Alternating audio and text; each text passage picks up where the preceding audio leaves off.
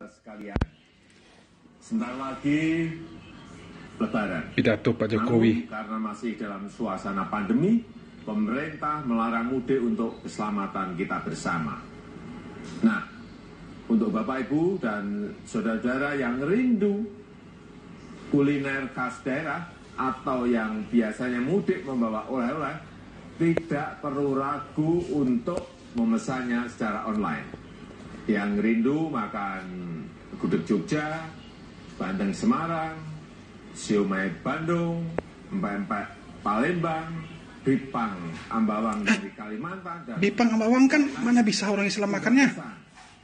Dan makanan kesukaan akan diantar sampai ke rumah.